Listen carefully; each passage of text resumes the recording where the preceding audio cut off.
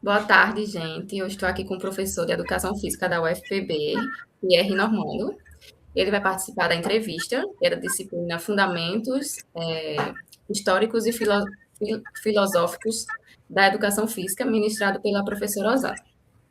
Ah, tá. É a pesquisa, né? A entrevista A entrevista, é pela disciplina. é. Tá. Primeiro, parabenizar a professora Osana, né? Pela... Por isso que ela vem fazendo esse registro e essa...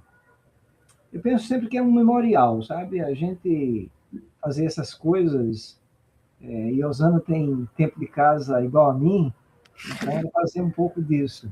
Parabéns, Osana. Então, professor, eu queria que o senhor se apresentasse e falasse um pouco da sua formação na educação física e o que motivou o senhor a escolher esse curso. Então, boa tarde. Eu me chamo Pierre Normando Gomes da Silva, e minha formação em educação física, na verdade eu tenho três formações. Eu tenho educação física é a primeira, depois pedagogia e depois teologia. Mas é em educação física que eu me concentrei.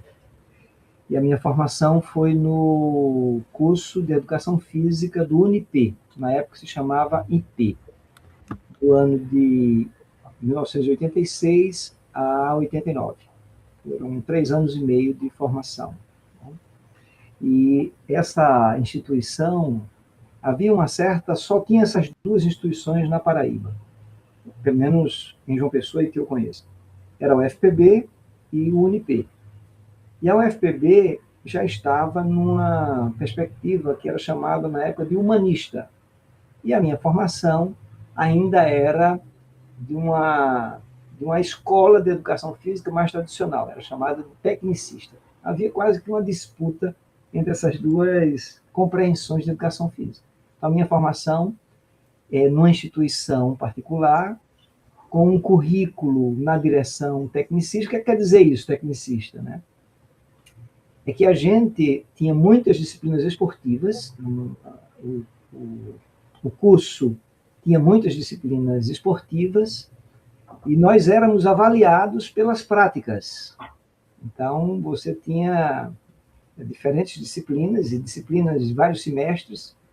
Então, você tinha atletismo, 1, 2 e 3. Tinha ginástica, 1, 2 e 3. Então, eu tenho essa formação aí nessa instituição, a quem eu prestigio. Meu nascimento na educação física se dá nessa instituição. Desde os 12 anos, eu comecei a trabalhar como o que se chamava na época de office boy. Office boy é uma espécie de agente, assistente administrativo jovem. Né? Então, era uma atividade que acontecia naquela época, que se referia à espécie de cartório, de banco, de promissórias, de cheques. Então, tudo desse escritório que era dentro de uma oficina mecânica era comigo. E aí, então, como era dentro do escritório, eu achava que as profissões que eu deveria tomar era dentro do escritório. Então, pensei primeiro, vou fazer administração. Levei pau. Aí eu digo, então não é administração, então vai ser contabilidade, porque a única pessoa que mexe com tudo aqui é o contador. Fiz contabilidade, pau. Graças a Deus, não entrei, não tenho afinidade nenhuma com essas duas áreas. Né? Mas, na época, não me passava educação física. Até porque a educação física não tinha prestígio. Né? E eu queria ter status. Mas aí eu fui para o quartel. Fui para o serviço obrigatório militar. E no quartel, eu me destaquei. A gente tem 3 meses de internato, e dentro desses 3 meses eu fui escolhido para fazer um curso de cabo em Recife. Então eu recebi 3 meses de instrução sobre cabo armeiro, para que no ano seguinte eu fosse cabo no Exército e atuando nesta área. E tinha um tenente lá que era maratonista. Então eu aprendi a amar correr. Então, a corrida passou a ser uma coisa muito prazerosa. No começo, muito difícil, e o tenente lá fazia pouco da gente, né, que eram os alunos, e ele, como já treinava os soldados dele, botava a gente na frente e fazia um percurso longo, e os soldados passavam dos alunos, e ele humilhava porque os alunos tinham que ser melhor que os soldados e estavam fora. Então eu comecei a gostar de correr, e era isso muito cedo. No nascer do sol, saía aquele grupo correndo pelas ruas de Recife, acordando o povo, porque era cantando. Então você passava naquelas avenidas, os prédios todos em cima, e criava um eco, e você corria cantando. Então aquilo eu fiquei apaixonado. Vou fazer educação física, que é um negócio que eu gostei. Ao longo da carreira do senhor, qual foi as áreas da educação física que o senhor já trabalhou e qual delas o senhor mais gostou? Por quê? Há várias áreas que eu venho atuando desde que entrei na educação física. Porque antes de entrar na universidade, você tem a experiência de escola. Eu tenho 33 anos, vou fazer 33 anos de UFPB, e antes de UFPB eu ensinei no Unip 2 anos, então são 33 com 2, 35 anos de ensino superior, que surge o concurso para a UFPB e eu entro na área pedagógica. Então eu vou trabalhar numa área que me deu muita realização, que foi a chamada, na época, prática de ensino. Hoje chamaria estágio supervisionado. Então essa foi uma grande área para mim, a área de formação escolar. Seja eu estar atuando, seja eu levando os alunos a atuarem. Uma outra área é a esportiva, né? Eu trabalhei com pelo menos duas modalidades são assim mais importantes na minha carreira. Um é o badminton. Eu fui o primeiro a trazer o badminton para a UFPB. No ano de 2012 eu criei um projeto de extensão para ensinar badminton na UFPB. Ninguém conhecia. E eu estava como diretor técnico da Federação de Badminton da Paraíba. Então, eu fui o primeiro diretor técnico desta federação. E, assim, numa modalidade que não seria muito modalidade esportiva, porque yoga é mais do que uma modalidade, ela é uma ciência, ela é uma arte e ela é uma filosofia. Então, também tenho uma alegria devido à minha prática de trabalhar com yoga e ver os benefícios que ela faz na gente, eu resolvi levar para a UFPB. Então, foi uma outra grande coisa que eu coloquei no currículo da educação física. E uma outra coisa que também coloquei de disciplina na educação física, que vai entrar no currículo novo, é a disciplina de pedagogia da corporeidade, né? Que é uma teoria pedagógica que a gente desenvolveu. Eu vou falar isso quando tocar na questão da pesquisa. Qual foi o momento mais marcante da sua carreira até hoje? Olha, não tem um momento mais marcante. O que mais marca a minha vida profissional é marcar a vida dos alunos. Quando você ministra algo que você vê nos olhos dos alunos que eles entenderam, que eles realizam, isso dá uma alegria para o professor sem tamanho. E conhecer a educação física, né? A educação física salva vidas. Uma pessoa que vem com uma prática esportiva, e eu venho com uma prática esportiva, estou chegando aos 60 anos, né, de práticas, diferentes práticas, de ciclismo, de natação, acho que uma área que eu nunca entrei foram as lutas, mas dança, ginástica, yoga, vários esportes. Então, manter isso aceso é manter, para mim, a chama da vida. Então, esse seria um momento marcante para mim. Acho que um outro momento marcante foi ser chefe de departamento. Eu fui chefe de departamento de 2003 a 2006. E como chefe de departamento eu fiz duas grandes coisas. A primeira foi ampliar a praça de esportes. Então, a gente restaurou e reativou a quadra de tênis, que não existia.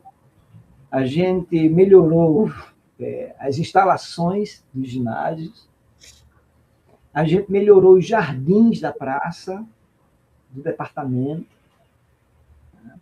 E a segunda coisa é ter feito amizades. Eu fiz grandes amizades enquanto chefe. Né? Eu acho que a beleza do chefe é conseguir levantar uma causa. Verdade. Isso é administrar. É você levar todos a terem o mesmo ideal. E eu consegui isso. Uma outra coisa bonita da gestão foi que eu ofereci curso de especialização para os técnicos esportivos. Os nossos técnicos desportivos, eu ofereci um curso de especialização a eles, específico para eles, e isso eles fizeram e aumentou o salário deles. Isso foi uma outra realização enquanto chefe de departamento. Fizemos também auditório. A educação física não tinha auditório. Não pode, vamos fazer auditório. Né? Então, fiz várias, eu inventei muitas coisas. E a universidade me permitiu inventar muitas coisas. Atualmente, é o senhor, como docente da UFPB, pesquisador da área da educação física, né? Quais são as principais atividades que o senhor desenvolve no ensino, na pesquisa e na extensão? O senhor poderia dar alguns exemplos dos projetos e das ações que o senhor considera mais relevantes? Como pesquisador, porque uma coisa é ser professor, outra coisa é ser pesquisador. Uma coisa é atuar a docência dentro da graduação, e uma outra coisa é atuar a docência dentro da pós-graduação. São praticamente duas profissões. Um professor é uma coisa, o pesquisador é outra coisa. Juntar professor e pesquisador são raros. Geralmente, um pesquisador não se identifica com a docência. E o docente não se identifica com a pesquisa. Então, é difícil ter alguém que concilie pesquisar e ensinar. Então, em termos de ensino, eu falo dessa realização das disciplinas que foram criadas e implementadas no curso de Educação Física durante o meu período. Né? E tem sido, não chegou a ser disciplina, mas eu ofereci ainda como disciplina optativa o badminton, né? A yoga e a pedagogia da corporeidade. E a pedagogia da corporeidade eu gostaria de dar um destaque a ela, porque é uma teoria e metodologia, hoje de reconhecimento nacional, com mais de 20 anos de pesquisa. A gente está fazendo, inclusive, comemoração esse ano de 20 anos do grupo de pesquisa. Chama-se GPEC, é o Grupo de Pesquisa em Pedagogia da Corporeidade. Essa é uma teoria, metodologia, desenvolvida na UFPB, de projeção nacional. Então, eu considero isso como um grande marco para a educação física em termos de inserção nacional. Há vários projetos que eu desenvolvi ao longo desses 20 anos, só pensando no grupo de pesquisa, né, que começou em 2006.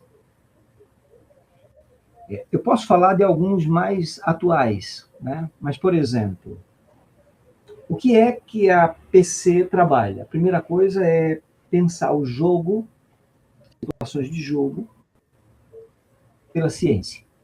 Fazer ciência do jogo. Se há muita ciência do exercício, não se há muita ciência do jogo. Geralmente, quando se vai estudar o jogo, se estuda o jogo como exercício. E eu venho insistindo na ciência do jogo. O jogo precisa ser observado e analisado cientificamente. E é isso que a gente tem feito ao longo desses 20 anos. Por exemplo, eu já trabalhei jogo para a educação. Por exemplo, crianças pequenas.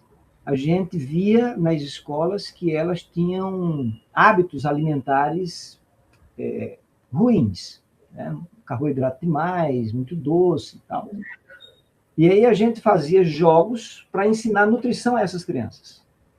É um experimento. É fazer do jogo um experimento. Então, tenho várias experiências de ensinar jogo, objetivando uma transformação de atitude. Então, por exemplo, eu trabalhei já com pacientes esquizofrênicos. Então, como trabalhar jogo com os pacientes esquizofrênicos? O que é que o jogo possibilita a eles? Uma das características do esquizofrênico é essa apatia das emoções. Então, ele não vai mais reconhecendo as emoções de si nem do outro. Vai tendo dificuldade disso. E a empatia vai diminuindo e os grupos vão diminuindo mais ainda. Então, uma das coisas que o jogo faz é criar grupo. Então, a gente trabalhou o jogo para a criação de equipe. E isso foi uma coisa muito linda. Primeiro, eles não tinham senso de equipe nenhum, e ao final estavam torcendo pela ação de um da equipe. Então, são transformações. Né? E o Museu do Jogo. Né? Deixei para falar por último do Museu do Jogo, porque é uma grande realização minha com a professora Lisara. Né?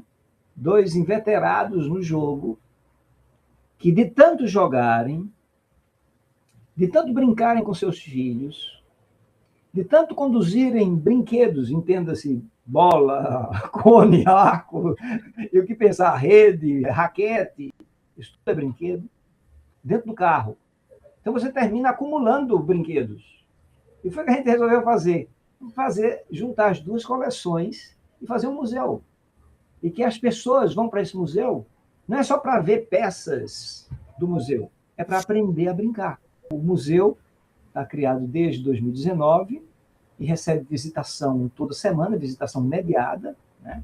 E essas visitações mediadas são muito importantes, elas se distinguem dos demais museus, né? Porque você tem museus onde há interação, né? Museu interativo é uma coisa. O nosso não é só interativo. Você tematiza um brinquedo, o grupo que vem já sabe qual é o brinquedo que será tematizado, então já passa-se para eles uma cultura desse brinquedo. Eles vêm, conhecem, fazem um passeio, que é chamado passeio pelos gêneros de jogos, é uma outra teoria. Dentro da pedagogia da corporeidade tem muitas teorias. Uma delas chama-se gêneros de jogos, onde eu crio categorias de classificação de 81 estilos de jogos. E isso está lá no museu. Nós temos, acho que, quase 400 peças, né, catalogadas, e que a gente vem criando obas para essas práticas. Então, o Museu do Jogo é uma grande instituição, derivada também desse meu percurso, e agora junto com a professora Elisara, que fez uma complementação maravilhosa na minha vida.